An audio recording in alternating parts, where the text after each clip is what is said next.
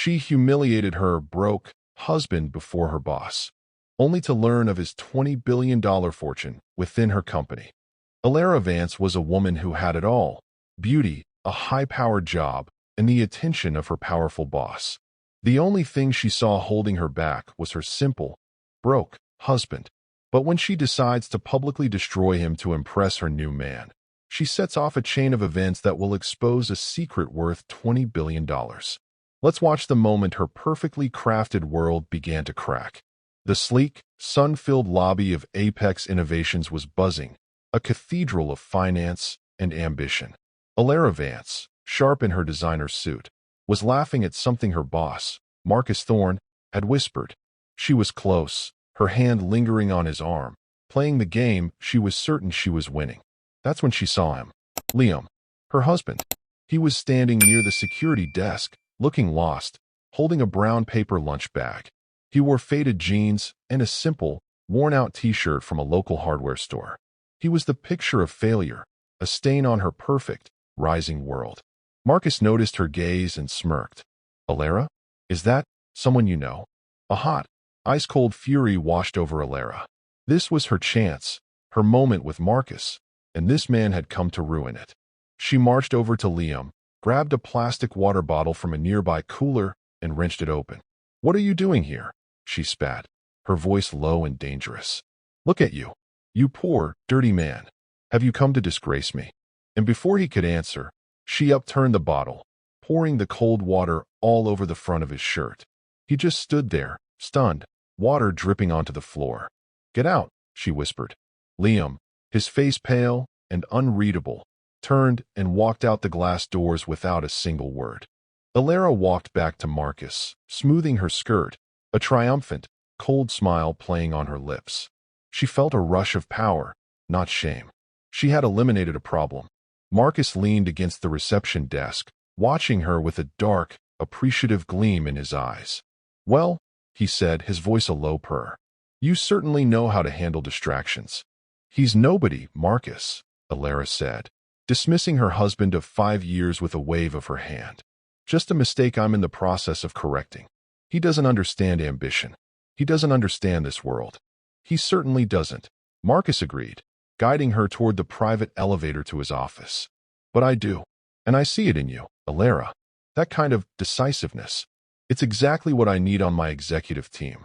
As the elevator doors closed, he stepped closer, his hand finding the small of her back.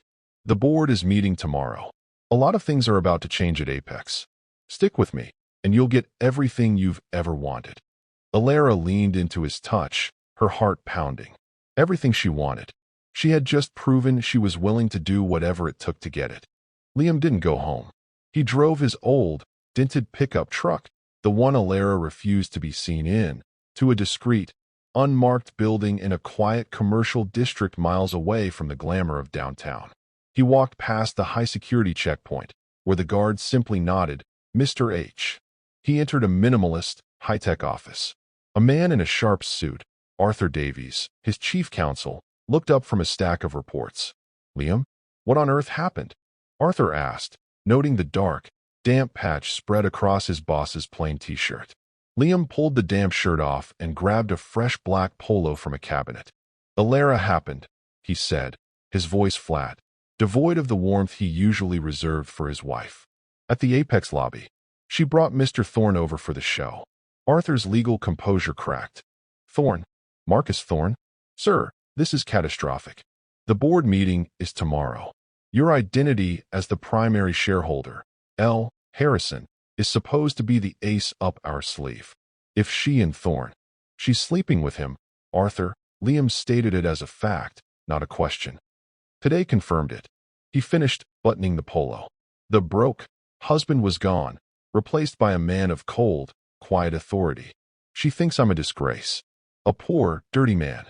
He let out a single, bitter laugh. "So, we're changing the plan. No more quiet removal. Call the board chair. Tell her I'm attending the 9 a.m. meeting. In person." Arthur's eyes widened. "Sir, that will set the entire company on fire." "Good," Liam said, his eyes fixed on the city skyline. "Let it burn." That evening, Elara floated into the penthouse apartment she and Liam shared. though he mostly occupied the guest room. She found him in the kitchen, quietly making a sandwich. He had changed into another simple t-shirt and sweats. He didn't look up, but she could see the faint outline of the water stain on the jeans he'd left to dry. The sight disgusted her. "I hope you learned your lesson, Liam," she said, dropping her keys into a crystal bowl. "You can't just show up at my workplace like some vagrant. It's embarrassing. I'm building a career." Liam placed a slice of bread on his sandwich, his movements slow and deliberate. "I just brought your lunch. You forgot it on the counter." "I don't want a packed lunch," she snapped. "Marcus, Mr. Thorne, takes his team out. To real restaurants. Not this sad, brown bag life you're content with." She poured herself a large glass of wine, her back to him. "Tomorrow is the biggest day of my career. I'm getting a promotion. A big one. After that, things are going to change. I'm filing for divorce." Liam finally stopped. He looked at her, his expression strangely calm. "Is that what you want, Elara? Or is that what he wants?" "He," Elara scoffed, turning to face him, "is a winner, Liam. He's powerful. He's not you." She swirled the wine in her glass, feeling bold and untouchable. "Don't bother waiting up. In fact, you should probably start looking for a new place to live." She walked past him, her perfume filling the air, leaving him alone in the stark, silent kitchen. The next morning, Elara woke before her alarm, giddy with anticipation. The other side of the king-size bed was empty and cold. Liam was gone. She smiled, assuming he'd slunk off to one of his odd jobs, likely too ashamed to face her.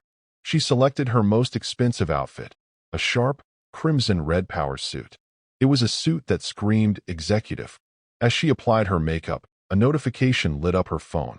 It was Marcus. Text: "Today's the day, Elara. The board is restless. They want change. I'm going to give it to them.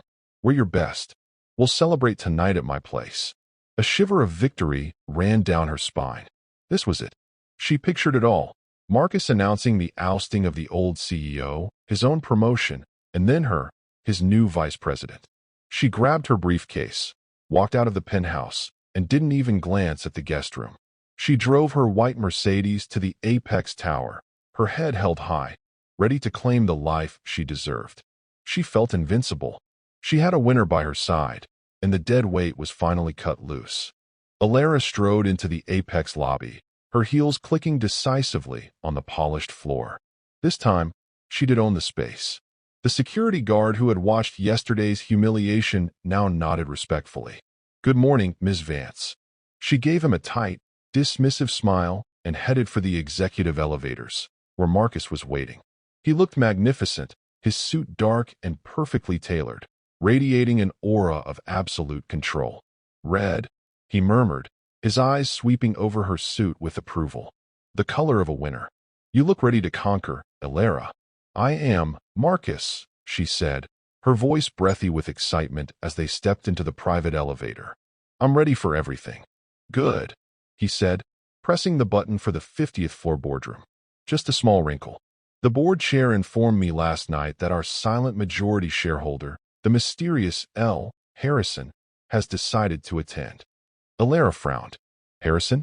I've never heard of him. Is that a problem?" Marcus laughed, a short, sharp sound. "Hardly. He owns 51% of the company, but has never shown his face. He's just some trust fund recluse. He'll be there to rubber stamp my new leadership structure. And to meet you, my new VP." He cupped her chin. "After today, Elara, we run this city." The elevator chimed, opening onto the quiet, opulent executive floor. They walked down the hall, their confidence filling the air. Marcus paused outside the heavy oak doors of the boardroom. "Ready?" Elara nodded, her heart pounding. He smiled and pushed the door open. Elara and Marcus stepped into the boardroom. It was a vast, glass-walled room overlooking the city, dominated by a long, polished mahogany table. Around it sat the board members, powerful, stern-faced men and women who controlled the company's fate. Elara felt a surge of adrenaline.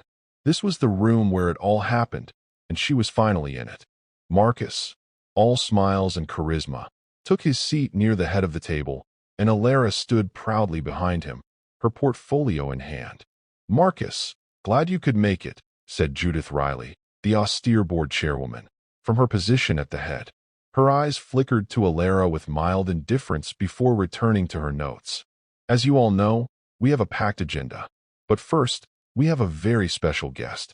After years of guiding this company from afar, our majority shareholder has decided to join us. Marcus gave Elara a subtle, triumphant wink. Here it comes, Elara thought, her heart hammering. This is the recluse who's going to make me VP. She scanned the unfamiliar faces, but they all seemed to be part of the existing board. Please join me in welcoming Mr. L. Harrison, Judith announced. From a chair at the far end of the table, one that had been turned slightly to face the window, a man stood up. He wasn't some old, eccentric recluse. He was tall, perfectly poised, and wore an impeccably tailored dark gray suit that probably cost more than Elara's car. He turned. Elara's breath hitched. Her blood ran ice cold. It was Liam. It was Liam, but it wasn't. The confused, broke man from the lobby was gone. This man was a stranger. His posture was one of absolute command. His eyes were cold steel, and he was flanked by his lawyer, Arthur Davies. Marcus Thorne's confident smile froze, then shattered. He stared, his face pale with confusion. Liam's gaze swept past Marcus, past the stunned board, and landed directly on his wife. "Good morning, Mr. Thorne," he said, his voice level and chillingly formal. Then his eyes fixed. The silence in the boardroom was absolute, a heavy, suffocating pressure. Elara's legs felt like water, and she collapsed into the nearest empty chair, her entire body trembling. "Liam?" she whispered, the name sounding foreign, impossible. This is a prank. It's a joke." Marcus Thorne's face went from pale to a deep, blotchy red. He shot to his feet, pointing a shaking finger at Liam. "Judith, what is this?" This is the vagrant from the lobby. He's a poor, dirty man," Liam supplied, his voice dangerously quiet. He let the words hang in the air, each one a slap. He then turned his full, undivided attention to Marcus, a predator who had just cornered his prey. "I was conducting an informal assessment of my company's culture yesterday, Mr. Thorne. And you, along with your protege," he flicked his eyes to Elara, "provided a masterclass in toxicity. You showed me exactly who you are." Arthur Davies stepped forward, placing a thick, spiral-bound file in front of Judith. "Mr. Harrison has compiled a full report on Mr. Thorne's gross mismanagement, his flagrant violations of the company's fraternization policy, and his conspiracy to devalue the new merger assets for a personal buyout." Marcus stammered, You can't. You're firing me." Liam walked calmly to the head of the table. "Mr. Thorne, that's just the beginning. Judith, first item on the agenda, a board vote of no confidence in our CEO." Judith Riley didn't waste a second. "The board has reviewed Mr. Davies's file, which details the fraud. A motion is on the floor to terminate Marcus Thorne's employment, effective immediately, for cause. All in favor?" Every hand at the table shot up. Marcus's face went a dark, mottled purple. "You can't. This is a joke. Elara, tell them about us. This is a hostile takeover." Elara was completely frozen, her mouth open but no sound coming out. She was a statue of abject horror. "Security," Liam said calmly. Two large men in black suits entered the room immediately. As they took Marcus by the arms, he made one last, desperate attempt, pointing a shaking finger at Elara. "She was sleeping with me. The whole time. She said she was divorcing this nothing. She's a..." The heavy boardroom door clicked shut, cutting off his tirade. The silence that followed was deafening. All eyes were on Elara, who was visibly shaking. Finally, she looked at Liam, her eyes swimming with tears and disbelief.